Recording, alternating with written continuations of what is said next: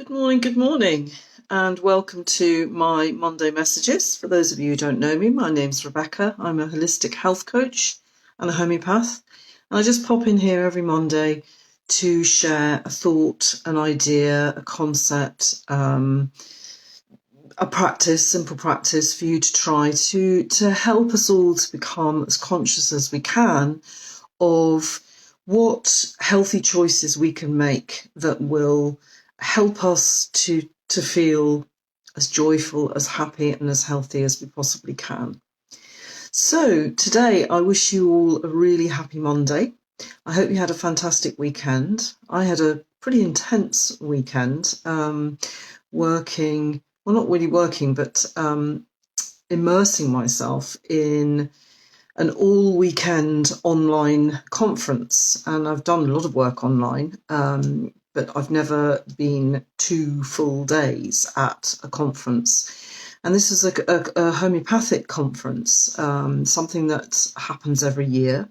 And usually I would be travelling to London to do that. And it's an opportunity to get together with my peers, with other homeopaths, mostly from the UK, but actually from, in this instance, because it was online, there were homeopaths from all over Europe, and some amazing speakers. And it was a wonderful opportunity to connect with people who are informative, informed, who are really proactive in focusing on health and solutions for dis-ease, of course, and mostly how to maintain health, how to understand our health so that we can actually take control of it and contribute on an ongoing basis, really, to make sure that we minimise the chances of us going into some kind of health crisis. Lots and lots of learnings, lots of really interesting projects going on. Wonderful to hear how much is actually going on in the homeopathic world worldwide to help people in the current situation, to help prevent illness, and to help people who are ill, and ill on many different levels. As we know, I think by now, that there is an epidemic of fear and anxiety and in some cases panic going on, and that it contributes to our overall health just as much as making physical choices, making choices about what we eat and what we put in our body and what we put on our body. It's just as important to take note and be conscious of our mental emotional state.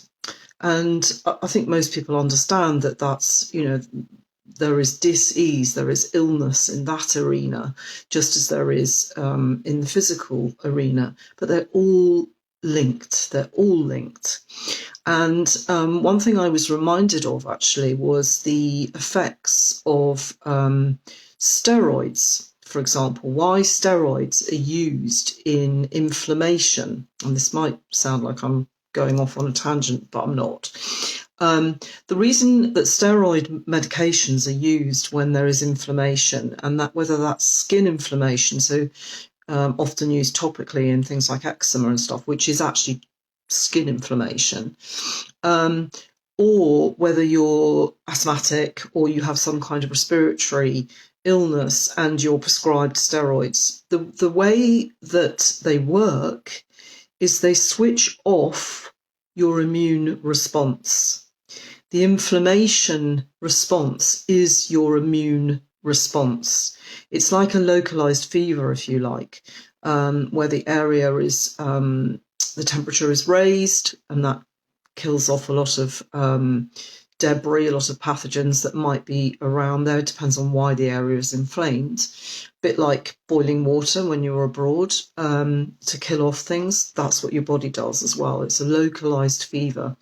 White blood cells rush to that area, and they're there to eat or burn or dissolve whatever shouldn't be there.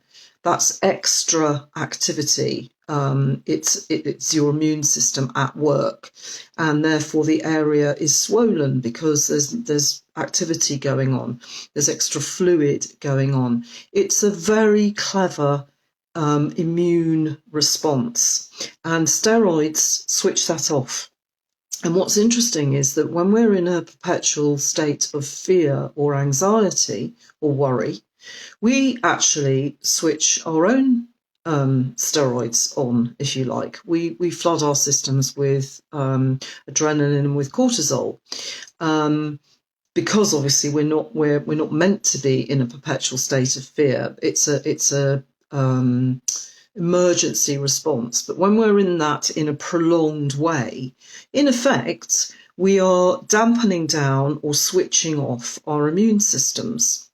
So actually being able to come out of that state and maintain a much more healthy, buoyant, upbeat, joyful, stimulated, emotional state is not a luxury. It's not something we do when we really haven't, we've done everything else and it's, we've got a few moments to spare. It should be essential maintenance in our health regime, if you like. And sometimes that feels too big as a concept. And I'm very much a fan of just doing what we can in incremental steps. So today I wanted to encourage you to just become conscious of what you're doing in your life in terms of stimulating any feelings of joy, adventure, pleasure. You're just coming out of your comfort zone a little bit. So, because that's actually when things happen, is when we allow ourselves to come out of feeling comfortable and unchallenged and just staying where we are. That's when all sorts of exciting things come into our lives. And sometimes that happens by accident or not of our making. But it's much better if we can actually manipulate that ourselves. So what I thought would be good today or this week is to start thinking about putting a list together of the things that you maybe have always wanted to try but somehow never got round to.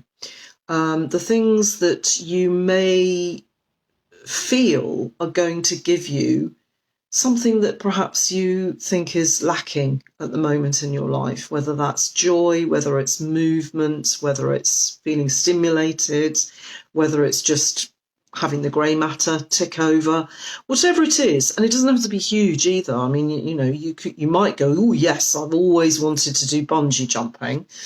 Or you might say, actually, I wouldn't mind learning how to crochet or how to knit or how to paint. Movement's always good. So if you're doing anything, if you want to try anything that involves movement, that is a sort of double whammy in terms of your health maintenance, because we do all need to move. And a lot of us, myself included, are spending a lot of time sitting at the computer at the moment, and that isn't healthy. It might be healthy for a while on one level in terms of you being stimulated or learning something, but you do need to counterbalance that with movement of some form or another. So maybe on that list could be, I've always wondered what it might feel like if I didn't eat meat for a month, or if I tried ballroom dancing, or if I got up a little bit earlier every morning and stood on the earth with my bare feet, or if I took cold showers. Cold showers seems to be a thing at the moment. I think Wim Hof is to blame for that, all that breathing and withstanding the cold. Maybe it's sea swimming. That's a thing at the moment. But if there's anything that you have thought, oh, that sounds interesting, I wouldn't mind giving that a go, put it down on the list and then see which one you'd like to start with. And maybe tell yourself, okay, each month I'm going to do something new, something different. Maybe it's not each month, maybe, it could be, depends what it is, of course. But allocate a length of time for you to give that a really good go. Because often when we're changing habits, for example, so if you just thought, well, I'm going to get up earlier, or I'm going to go to bed earlier, or something like that, or even cutting out something from your diet, when you first start doing it, your whole system is going to go, what's going on here? This is different. Oh, not sure about this. And it might feel a little bit uncomfortable. And if you push through it, if you know that that's just transitioning, that that's just changing, and that's all it is, that you persist with it, and especially if you give it a good length of time, especially with things like eating habits, I think kind of 4 to 6 weeks is a really good chunk of time. But also just to practice something new, being able to commit to a length of time rather than saying, oh, well, I tried it once and it wasn't really for me. Give yourself a good slug of time that's going to mean that you can really experience it. And you might surprise yourself. You might find that a lot of those things you actually keep up and you make space for in your life. So that's what I wanted to encourage today, was just to start that list of things that you've always wanted to try. Maybe it's reading a book. Maybe it's you've heard about this book and you keep thinking, must read that. It could be anything. It could be something quite small or something really, like a statement. Put it all down and just tell yourself, right, each month I'm going to do one of those things. Let me know if there's one thing that springs to mind immediately. I can see there's a couple of people on, so thank you very much for joining me. And yeah, let me know. And know that this is part of your health maintenance. It's keeping yourself upbeat and buoyant and able to experience joy and fun and playfulness is a really important part of maintaining our emotional and mental health. So, and now more than ever, no matter what your choices are at the moment about what's going on and what's being encouraged for everyone to do at the moment, mentioning no names, whether you choose to do that or you don't choose to do that, doesn't matter. What does matter is that you redouble actually any efforts that you're making to maintain your health. It's really vitally important. And we are the only people who really have control over that. And it's an ongoing process. It's not an event. It's not just one thing that you do and magically your whole life will be really healthy. It just isn't. So everything you do counts towards your overall health status. And becoming aware of what the implications are of certain choices is part of that. And understanding whether they are appropriate for you or not appropriate for you, because only you can make that decision. Yeah, so I think that's possibly it. Was there anything I've forgotten? Yes, and if anyone's interested, one of the speakers over the weekend was a lovely man called Robert Verkerk, his doctor, and he set up quite a long time ago now the Alliance for Natural Health. You can find him on YouTube. You can find him, I think, maybe not Facebook. He's on MeWe, which is a new social media platform, which I am also on, and I will be sending details around soon about moving to that platform, I think. But he has been working very diligently with others to put together a proposal for a new public health system that takes into account keeping us healthy. So the focus is on health, not disease, because the pharmaceutical model of medicine only really kicks in once we're ill.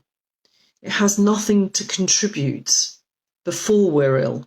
It has nothing to say about stopping us from becoming ill in the first place. And that is a model, a health model, that is being shown not to work over the world, basically. And that more and more people, more and more health professionals of whatever discipline are turning away from that model and the restrictions of that, and are turning much more towards understanding why a huge proportion of people are actually really healthy without using pharmaceutical medicine. By and large, they use CAM practitioners, so natural health practitioners, and their own efforts. And nobody officially is really studying that, but the Alliance of Natural Health have been doing just that. They have been collecting data from people who stay healthy and asking, well, what are you doing to help that? How can we incorporate that into a public health system that means that less people have to go into some kind of health crisis before they get any help? I thought that was amazing. And and he's talking to all sorts of health professionals all over the world about putting that together, and it's almost ready to be launched. So do follow him. I'll put a link in the comments below, actually, so you can see further. So it was just really a call to action for you all to redouble your efforts at keeping healthy, maintaining your health, doing whatever you can to make really good choices about what you're putting on your body and what you're putting into your body, but also incorporating some mental emotional stimulation as well, and movement in particular, but doing those new things, stepping out of that comfort zone, pushing yourself a little bit and seeing what amazing things happen from that. So that's my message for today. I wish you all a wonderful week, and as ever, do let me know how you get on. And for anybody who wants any more information about working with me to help support you to good health, either physically, emotionally, or spiritually, then you can just click on the link with this video, and it'll take you to being able to book a free call with me if you want to find out more one-to-one, or you can book consultations, you can get videos, or you can join my email list. Okay, thank you very much for watching. Bye.